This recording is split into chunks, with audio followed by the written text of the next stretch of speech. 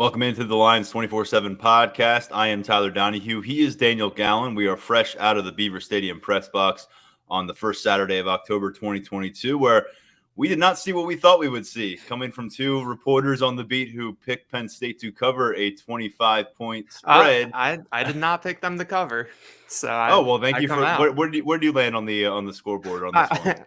I I think I picked them to win by 25. So in Oh, the okay. it shows up in the win column, but we I got to 1-0 this week somehow. Well, so Penn State did as well, despite a 5 turnover day for them, which followed up 4 games in which they turned the ball over once. Fortunately for them, they were playing Northwestern, and we got a good sample size of exactly why the Wildcats are in a really struggled situation right now. It starts with their offensive attack, extends to the quarterback play.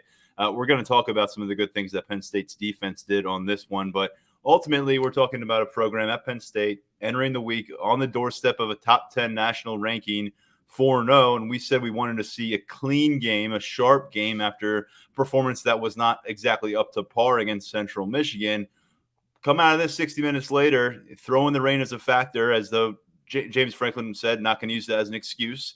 Both teams had to deal with it. And Daniel, this was a worse overall performance than what they gave us in game 4. At the same time, you got to remind ourselves it was a 10-point win. They are 5-0, but you work your way towards this beastly stretch in October of Big Ten football, feeling less confident about this Penn State squad than you did 2 weeks ago when they returned home from Auburn. It was just not a good afternoon, and it was pretty clear from the jump that first quarter was just full of struggles. You had Sean Clifford's first interception since week 1. You had Nick Singleton's first fumble. Northwestern couldn't take advantage of either of those mistakes, and that just kind of set the tone for what the entire afternoon was like for Penn State, for Northwestern, and just the game overall. I think there is something to be said for winning ugly and to actually win a game where you turn the ball over 5 times, no matter who the opponent is. But at the same time, we wanted to see Penn State come in and have a clean game, especially after a little bit of shakiness last week against Central Michigan. And it was different. I mean, I feel like the struggles that we saw today were different than what we saw last week against Central Michigan, but you still don't come away that confident from it. And I think after the Central Michigan game last week, we were saying, okay, like this is, the staff is going to have a lot of things to put on tape and to show these guys going into Northwestern. And now we know that the staff is going to have a ton of things to show these guys over the next 2 weeks through the bye and when they go into Michigan next week. So not what we expected to see. I thought that Penn State was going to be able to take care of business pretty easily, even with the weather conditions, and that was clearly not the case today. Yeah, when you look at this matchup, it took Penn State a while to get going. They took a 7-0 lead with 15 seconds remaining in the first quarter. There's a positive to shed some light on real quick. And Brenton Strange hurdling a defender, finding the end zone. He now has more receiving yards than he had through 13 games all of last year. He has more touchdown receptions. Now he has 4 of those than he did all of last season. And he continues to be a bright spot week in, week out for this offensive attack. Definitely. I asked him about that. And I said, after the game, I told him more yards, more touchdowns on fewer catches. He's averaging 15.4 yards per catch, which is a big number for a tight end. And he said that he really took a different approach this offseason, wanted to be consistent. And I think that he's really showcased that consistency. That's been really big for him. But that touchdown, I really, really like that play design with a little bit of a fake toss. Sean Clifford really moved, I felt, assertively through that play, where just no hesitation, went exactly where he needed to go. I think Northwestern bit on the fake and exactly how it was drawn up. And so it ended up being a pretty easy pitch and catch. And then Brenton Strange was telling us last week that he noticed that guys have started going low, really low when they try to tackle him. So he likes to go high. He likes to try to put these hurdles together, and it got him into the end zone today for definitely, I think, the offense's, I think it was their best play of the day. and definitely one of the brightest spots. And this offense was working with the short field, it felt like, all day long, and they just were not able to capitalize on that. Turnovers were huge issues. But while Penn State was finding its time to get offensive rhythm, Northwestern was just so bogged down. They had 13 total yards on 14 plays through the first quarter. I remember tracking Ryan Helinski through 5 offensive possessions for Northwestern. He was 0 of 5 passing with an interception. All five of those possessions lasted 3 plays. So Penn State, you were just waiting for the offense to find something, generate some of that spark, and put this one out of reach. And it felt like it was all there. The short field was working for them. But man, the turnover bug today, especially in that running back room, which we have some things to address coming out of this one. Let's put that mildly. But Nick Singleton was the starter for the 3rd consecutive game. I think he had 7 carries on the first possession, which ultimately led to a short field for Penn State, and they decided to punt the ball on a 4th and 1 situation. And, that was kind of interesting to see. But ultimately, though, Nick Singleton got a lot of work, and then it was Kevon Lee involved. We didn't see Katron Allen until the second half, Daniel, but it was very clear from the get-go Penn State wanted to establish itself on the ground. You'd imagine weather was a factor there, but James Franklin said this was really what their game plan called for. They ran the ball more than 50 times today, 3rd most rush attempts for a Franklin-led program in Penn State. So that's a 9-year sample size at this point. Definitely, and when you look at the final numbers, I mean, it wasn't a bad rushing day. You look at, even with the kneel downs at the end of the game, they finished with 3.8 yards per carry, which on its face isn't the best number, but 4.1 for Singleton, 4.1 for Allen, 4.0 for Lee. Sean Clifford was even at 4.3, but I went through and I looked at last year, and 3.8 yards per carry, including the kneel downs and everything. That's a better mark than Penn State had in 10 of their 13 games last year. So this running game is improved from the overall effectiveness of it, but I think the fumbles really, really loom large. James Franklin said that the weather is no excuse. That's kind of what the rest of the players on the team said. We didn't get to talk to any of the running backs today, but everyone else said that, the weather can make things tough, but that's no excuse, that they practice for this. They're prepared for this. And I think that you look at the numbers, 21 for 87 and a touchdown for Singleton, 21 for 86 for Allen, 10 for 40 for Lee. It's not bad numbers, but it's the fact that they couldn't finish those drives that you see this production leading to only 17 points. And I think that's a pretty big black mark coming out of this weekend.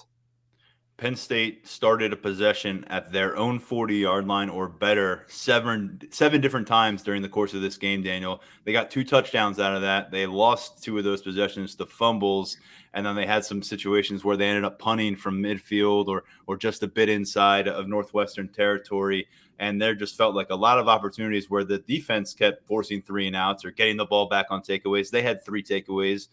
They have 11 turnovers forced in 3 consecutive in the last 3 games. I saw Penn State comms put out a stat that's the most in a 3-game span for Penn State since the mid 1990s. So Manny Diaz, take a bow, this defensive group, because they didn't really let it get scary. And Northwestern started making some plays in the passing game later in the game that just weren't showing up for them early. And it felt like Northwestern was never going to generate any passing yards. It took them 20 minutes to generate any passing yards on the game.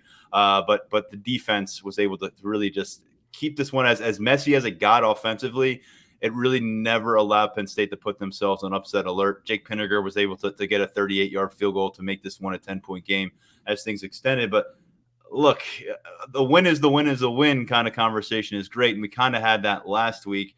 But we talked about what's looming for Penn State on their schedule, and I think we have to start with the ball security, just because it was such a strange occurrence. And James Franklin said he's really never seen anything like that. Nick Singleton, he's done some great things today. He had the ball 21 times in his hand, but he lost 2 fumbles, and he was sequestered to the sideline from that second fumble in the second quarter all the way until about 5 minutes left in the game. We did not see Nick Singleton get another touch. Kevon Lee lost his opportunity. We didn't see him get back in the game when he had a fumble. And then Kaytron Allen, who was nowhere to be found except on the sideline for the first half. We don't know why. James Franklin wasn't going to get into that with us in a public setting afterwards. But for whatever reason, Kaytron Allen, after being Big Ten Freshman of the Week last week, comes in, doesn't play in the first half, ends up with 21 carries, though, after halftime. And it's like, okay, so in a game where Penn State has two guys go 20-plus carries, you end up with a 17-7 victory. I just want to put it out there. Penn State had 4 running backs get 20 carries or more during a 26-game span going back to the 2020 season through this week. So this is highly irregular. And I think if you had said those guys are both getting 20 carries going into this one, you'd have thought Penn State was pounding Wildcats into the pavement. So it's really hard to marry the two realities of what we witnessed in this game. And you have to imagine that you take out 2 or 3 of these fumbles, the score looks different, but you don't get to do that. They exist, and this is the result. Kaytron Allen certainly made up for lost time when he got back in there. He started that first drive of the second half, carried a heavy load, and then as soon as Kevon Lee got in to spell Kaytron Allen, that's when Kevon Lee fumbles, and he never got another carry the rest of the way. So you look at how Penn State, Jalen Sider, James Franklin have managed these running backs in the past, and it is kind of that, for lack of a better term, it's pretty punitive.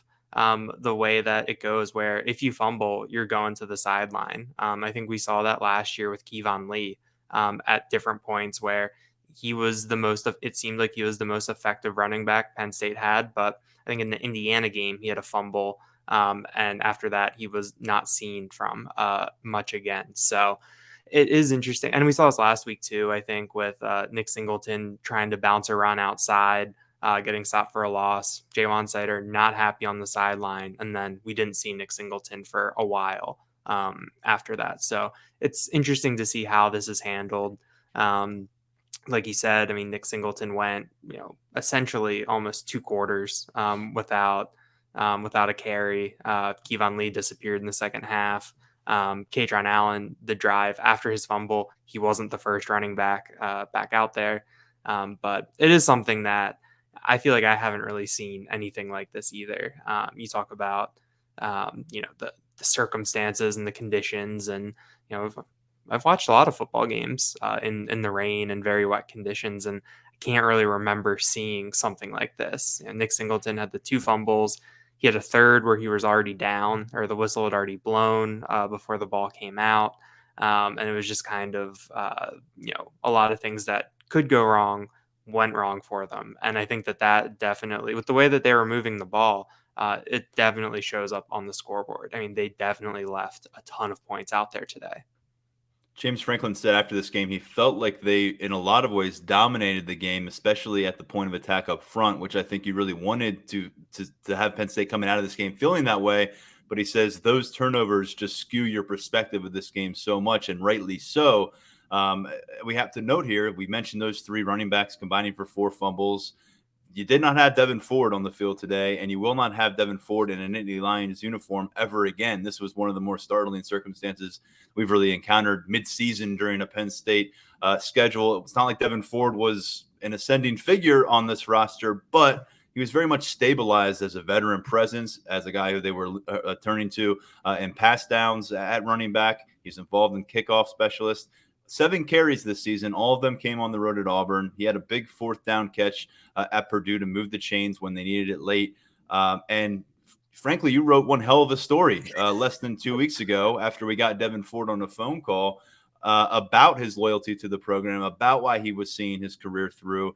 James Franklin, in acknowledging that Devin Ford is no longer a member of this team in his post-game press conference, added that this is a decision based on Devin Ford's decision, and it also is about him leaning towards academics, wanting to focus on academics. Now, here's the other thing here. He had 4 games in the books. That puts you at the red shirt threshold.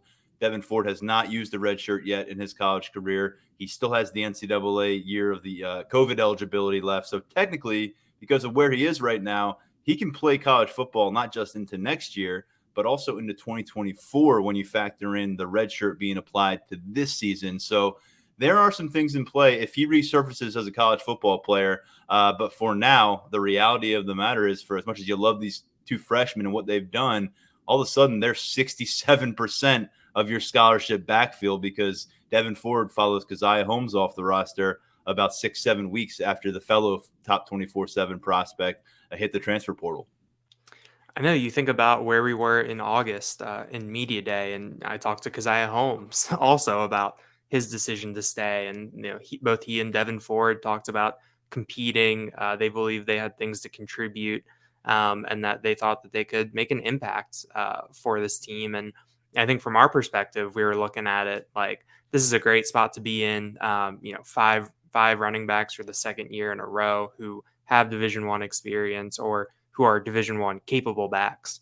When you look at things, and there's so much depth, but it's always kind of striking how quickly all of that depth can disappear. After Keziah Holmes entered the transfer portal in August, you're kind of like, all right, you're down to 4, and you could see the very kind of concrete roles that everyone had with Devin Ford as that veteran, with the 2 upstart freshmen, with Kevon Lee as sort of the incumbent. The pieces fit together. And now when you're going forward, you've got the 2 freshmen, Kevon Lee, and then, Tank Smith as a walk-on is kind of now that next guy up.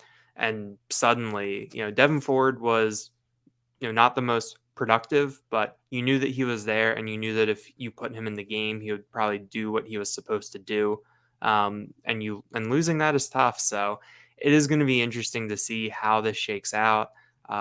We've seen it firsthand with Penn State the past couple of years that running back is a very physically demanding position. It's easy to get hurt playing that because of the pounding that you take, and the depth is disappearing there. So it's going to be interesting to see how they handle this moving forward. I think you pulled up the picture, and the Lawn Boys era from 2019 is officially over. The book is closed on that. But Penn State has talent, but not depth really now at that spot. Yeah, I know they still call themselves the Long Boys, but with Devin Ford leaving and him and Journey Brown and Noah Kane and Ricky Slade, that was the group in 2019. They did some really special things along the way, and now you kind of look at the new crew, and Kevon Lee, of course, isn't so new. You've gotten to know him the last few years, but clearly at the forefront of this are the freshmen, both going 20 plus on carries.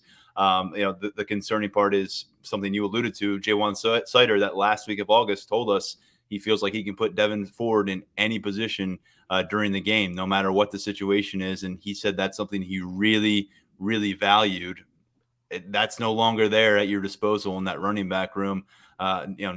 Needless to say, it's a teachable moment. They're going out of this game, and Devin Ford, at least on the surface, appeared to be a guy who could help through those teachable moments with some of the younger players. And something that there's more to this story that we'd like to get to. And Devin Ford's been great to deal with for the most part since he got to campus. So an abrupt departure from the roster like this, when it really felt like a feel-good story, and kind of something that was a little bit different than where college football is trending. It's jolting. It's a little jarring. And you're the guy who wrote that story, so I know you feel the same way. It's we're focused on the 17-7 outcome here, and there's a lot of other players to look at rather than the 3rd or 4th string running back. But we are talking about a top 100 prospect back in his day, someone who started some Penn State football games along the way and has been at least a component of this backfield to some degree under Jaywan Sider for the last 3 years. So it's something that we'll continue to monitor. And if we have more news on that with Devin Ford's future, we'll pass that along. But going in the backfield, but to the quarterback position, people are probably surprised almost 20 minutes into the podcast. We haven't really talked about Sean Clifford. His stat line, 10 of 20, 140 yards, 1 touchdown, 1 interception. James Franklin read that stat line to us and then said that performance was not up to the standard that he feels Sean Clifford has set during his career. I will tell you, Daniel, I thought progressively as the game wore on, Sean Clifford looked worse. I thought the first few drives, there were moments there. He had a couple yikes throws early. One was the interception. Another could have been intercepted. And I remember last week we were saying, well, even as the offense was kind of sputtering and you weren't really seeing explosive plays, Sean did a pretty good job last week of not putting the ball in harm's way. he did not duplicate that performance. They did not generate explosive plays. They had one big gain when they really needed it to Parker Washington. It was kind of a spark that they really needed offensively.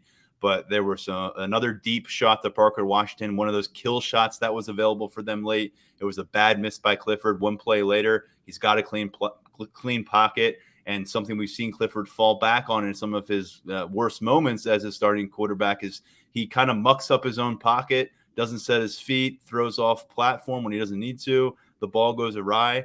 It was not a confidence-inducing performance from a quarterback who started his 30th game as a Nittany Lion. And remember, going into this one, there was a lot of news about, or a lot of rumors, a lot of speculation. Is Sean Clifford healthy? Are we going to see Drew Aller a lot? Are we going to see Drew Aller maybe even start? Some people were wondering. Well, we didn't see Drew Aller start, and for the first time this year, we didn't see Drew Aller take a single snap. It was the Sean Clifford show, and it left a lot to be desired heading into a 2-week break where they're going to need a lot better of a performance from him in Ann Arbor if they want to continue this unbeaten streak. The misses today were just more dangerous than we've seen, I think, this year. I mean, last week against Central Michigan, there were some bad misses in terms of overthrowing, just the ball not near the receiver, but those were all kind of out of harm's way. There wasn't really too many defenders in the area, but I mean, James Franklin said it himself that he probably should have had more than one interception. There were a couple drops. There were a couple that hit guys in the hands. That miss to Parker Washington was tough.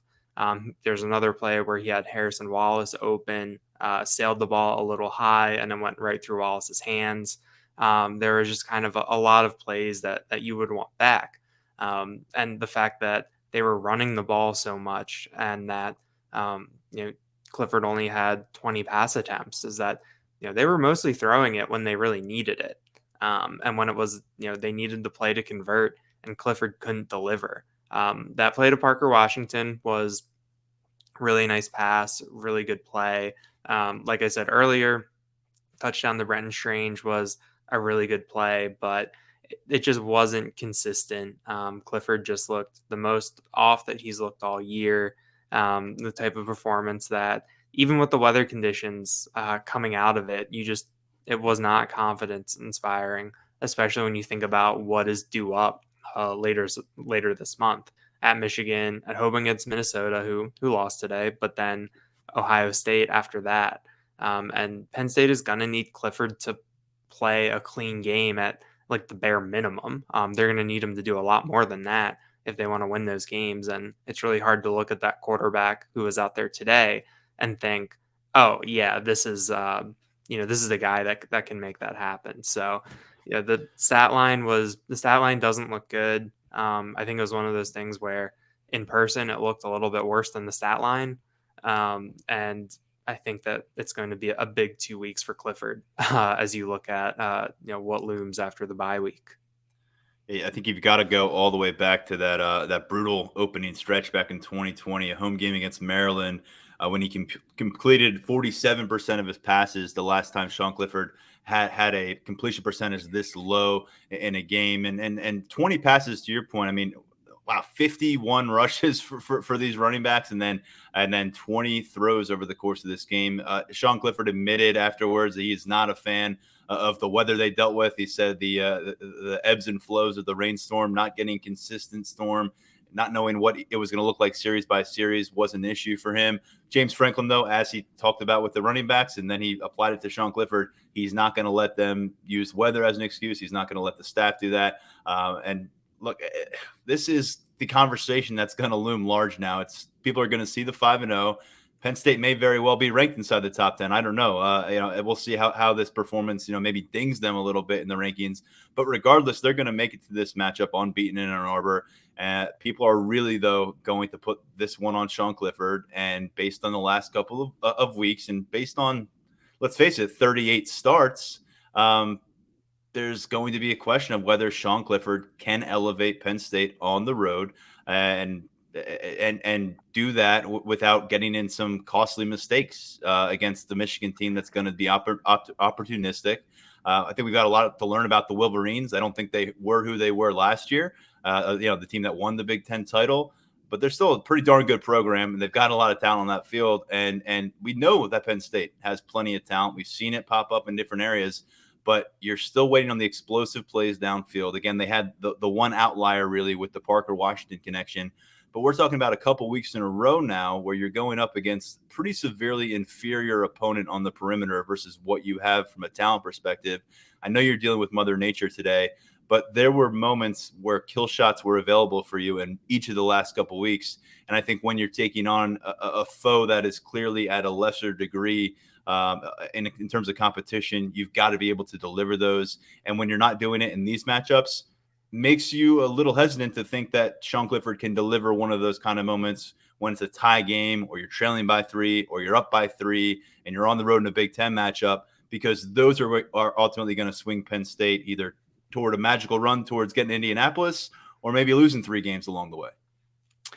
You think about what he looked like in that Auburn game where it was just he was so in control. It was such a clean game. And even though he didn't have the touchdowns, he didn't have the gaudy stats. I think it was like 14 of 19 for 178 maybe. But you felt like that was kind of a springboard where you saw Clifford go into the hostile environment. He got the support from the running game. He stayed out of his own way. And he just did a good job of kind of helping that offense through that game. And you thought, okay, like from the Purdue game, end of the Purdue game on, you were like, oh, he's got it figured out.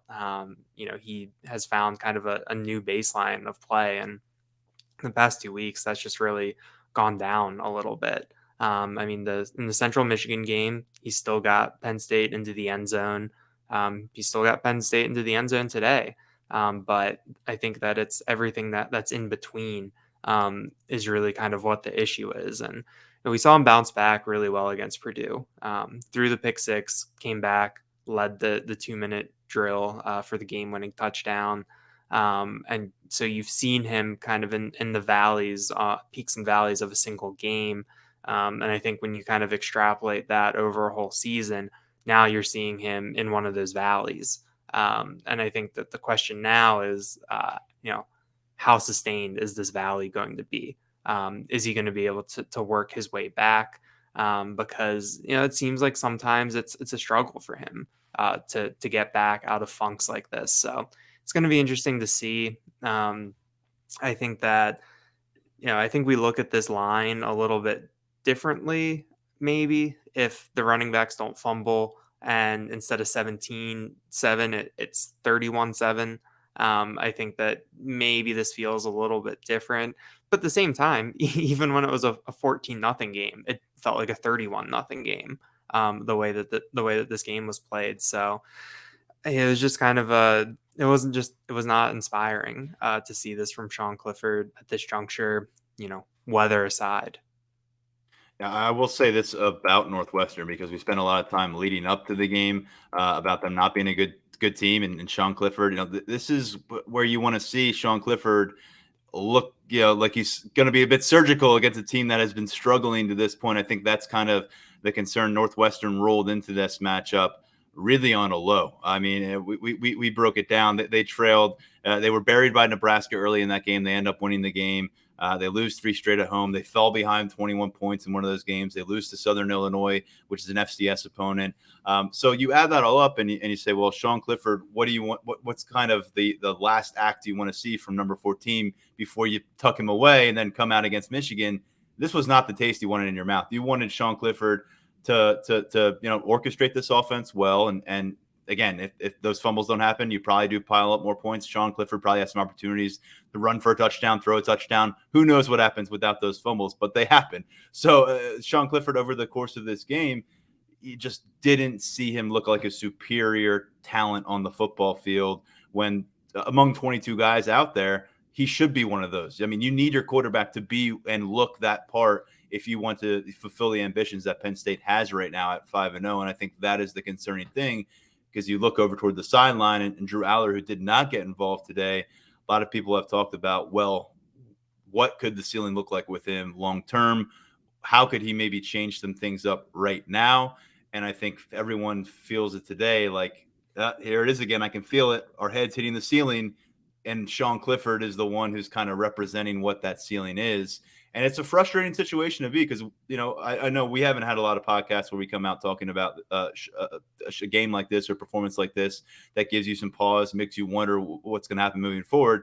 But spent a lot of time on other post-game podcasts for the last 2-3 years dealing with, the conversation of can Sean Clifford take the next step and doing so help Penn State take the next step. One thing that wasn't part of the equation for a lot of those conversations at late at night like this was the fact that they have the number one quarterback prospect in the country in that quarterback room right alongside with him, on the practice field right alongside with him, in pregame warmups right alongside with him. And that is the elephant in the room right now. And that's what's going to be really carrying the conversation, I think, between now and kickoff on October 15th, at least here locally on the beat, is going to be for the next 7 games. Penn State's trying to make their push towards a college football playoff appearance, toward Big Ten title contention.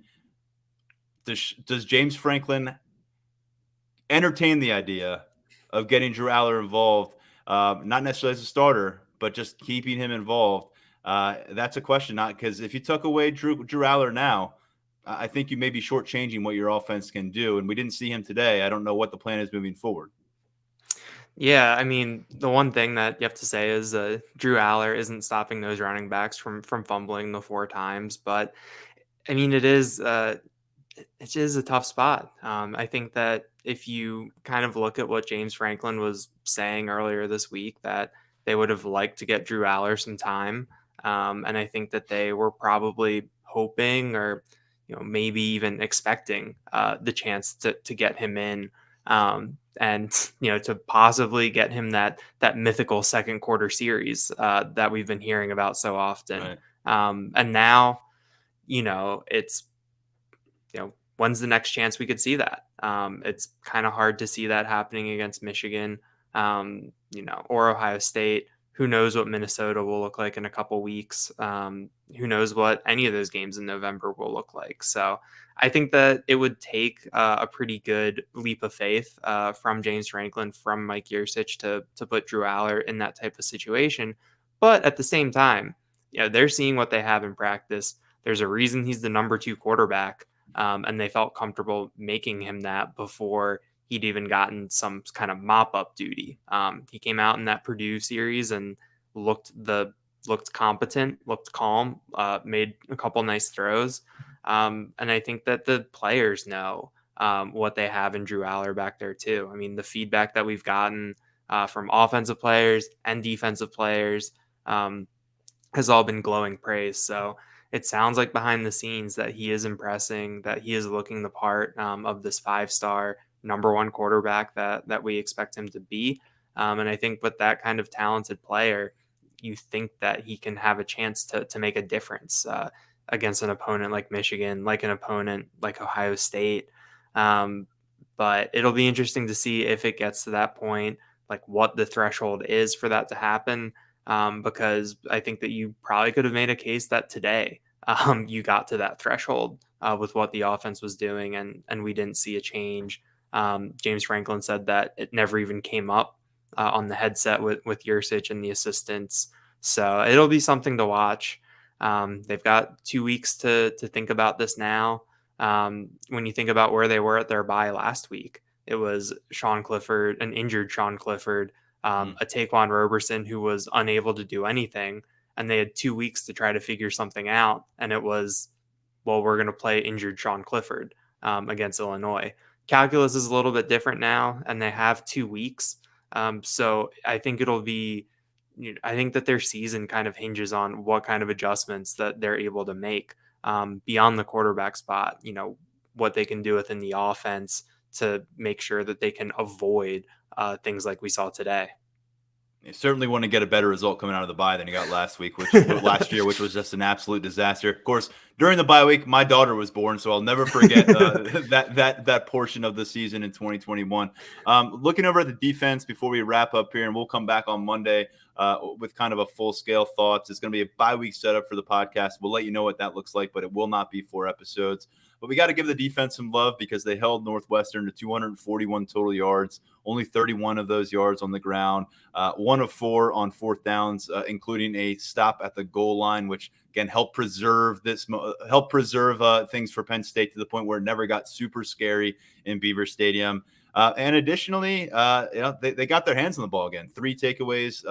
I don't know how many pass breakups they had today, but keep adding to that total. Overall, I thought they were in control. James Franklin really made it a point to say that they essentially bailed out the offense with some of those turnovers because they either got their hands right back on the ball or they forced a 3 and out. They were great for field position. They really helped Penn State's offense get the ball at midfield a bunch of times. The complementary part of the game was all there from the defensive side of the football. This was just a matchup where the offense didn't hold up its end of the bargain. The defense got credited with 8 pass breakups today, which gives them 49 on the season. So that's 49 through 5 games after they had 48 in 13 games last year. Well, there you go. So the no-fly zone is in effect. It is interesting that the only player with multiple pass breakups was Hakeem Beeman, the defensive tackle. There was a back-to-back sequence on a 3rd and 4th down later in the game where he knocked down 2 passes in a row. When the quarterback is getting the ball out or you can't get to the quarterback, put the arms up, and Penn State has really had a lot of success with that. But defense played really well today. I think that the touchdown that they gave up, that 47-yarder, it looked like that they picked on Abdul Carter a little bit.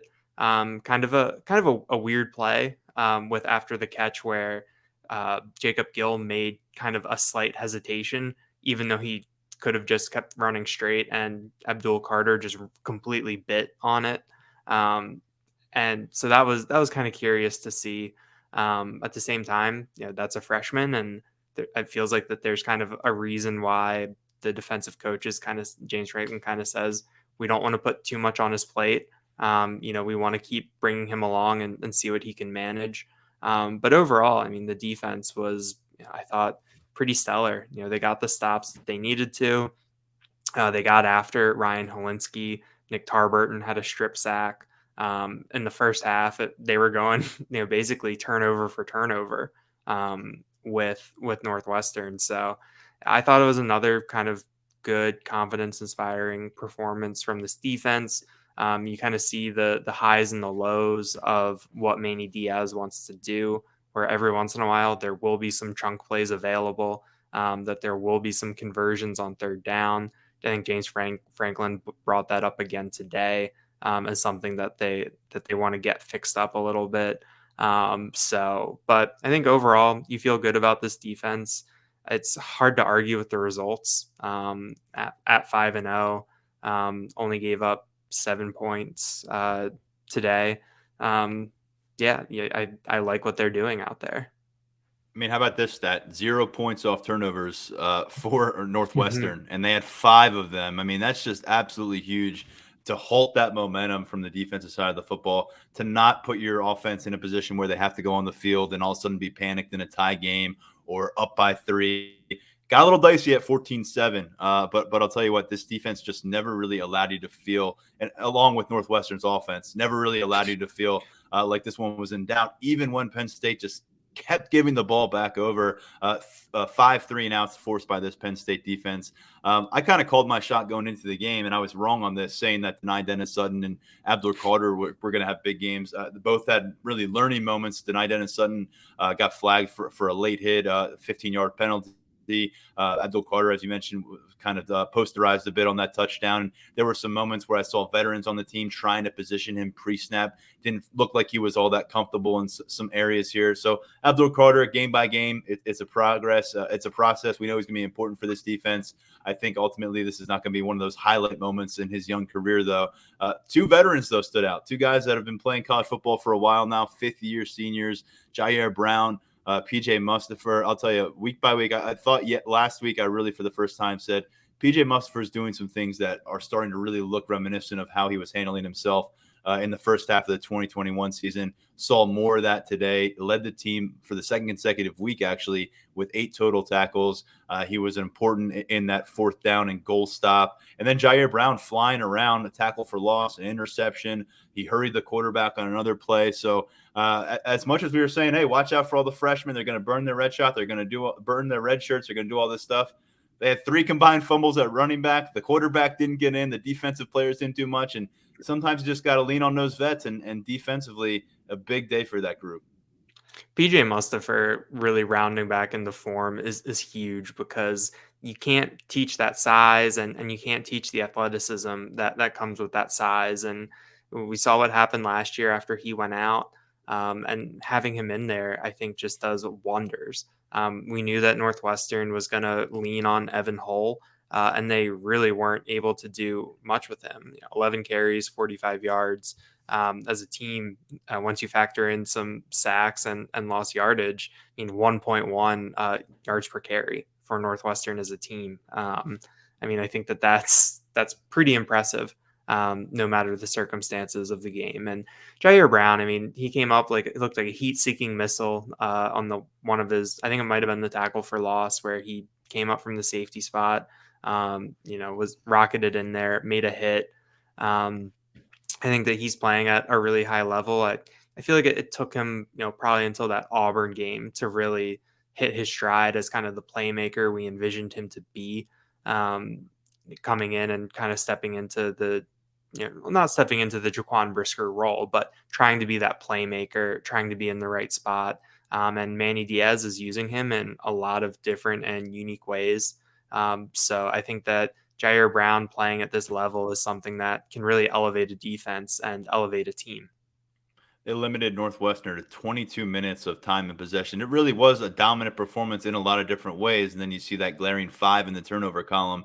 You look at the final score of 17-7, and you kind of understand how it got to that point. Just a couple of roster notes here. Keziah Izzard, by the way, did get back to game action. We said during the week we saw him back on the practice field in his own number instead of a scout team jersey. That did lead to him being on the field for this one, making his 2022 season debut at defensive tackle. Going to be a backup option there. Last year, he started 7 games with PJ Mustipher out. They've obviously flashed some depth through the first 4 games. Now he adds to that. It's going to be important going on the road to Michigan. Still no Smith Vilbert out there at defensive end. We'll monitor his availability moving ahead, but 0 for 5 now in game action. And then Keandre Lambert-Smith, a starter now for Penn State the last few years, left this game wearing a walking boot after the matchup. So we'll be monitoring that. It's been Harrison Wallace, the second-year wide receiver, who's been kind of getting a cut of Keandre Lambert-Smith's run on the field on a weekly basis. If Keandre Lambert-Smith were to miss some time, you'd assume Wallace is the next man up there. James Franklin indicated that as much. But we'll keep tabs on that. It is a bye week ahead, so we'll have a little bit less interaction with the team, a little bit less looks at the team, although we'll get back onto the practice field again. Daniel, anything else to add before we wrap up this post-game podcast? I think, and speaking of fifth-year seniors, redshirt freshmen, we saw Charlie Catcher for the first time this year. That felt notable. He was in there at the Sam linebacker spot behind Sutherland, and we saw a little bit less Dom DeLuca than we'd seen the past couple weeks. But that's someone who's dealt with a lot of injuries in his career. It's been really tough for him to stay on the field. I think we saw him in a sling in the spring, and to see him out there, I thought was pretty cool. And he was out there in some, he was out there in a close Big Ten game. That's a pretty big spot. So I think that's something that stood out to me, and someone that we haven't seen yet this year, someone who's been around for a while, and I think someone that whenever you can see them on the field, that means that something is going well for them, and you feel pretty good about that. Yeah, nice to see for Charlie, a guy who's battled through some injury issues, really going back to high school. Hasn't really panned out the way he wanted it to at Penn State, but involved now as a fifth-year guy and on the field, something we were not sure if we would see this autumn. So a nice note there, Daniel. And as we wrap up this podcast, we'll be back on Monday. We'll break down some of our thoughts coming out of this one in more detail. Check out all of our content at Lions247.com. Between now and then, we'll have a lot coming out of this game. report guards, takeaways, snap counts, red shirt report. There were a few red shirts burned over the course of this matchup. So there's a lot to delve through coming out of this one and out of a 5-0 start. Now it gets really, really real when Penn State comes out of this bye week. But in the meantime, some opportunities to look back at the good, at the not so good from the first 5 games. We'll do all that and plenty more here on the podcast and on the website at lions247.com. On behalf of Daniel and our producer, Lance Glynn, I'm Tyler Donohue. Thanking everybody for listening to the Lions 24/7 podcast.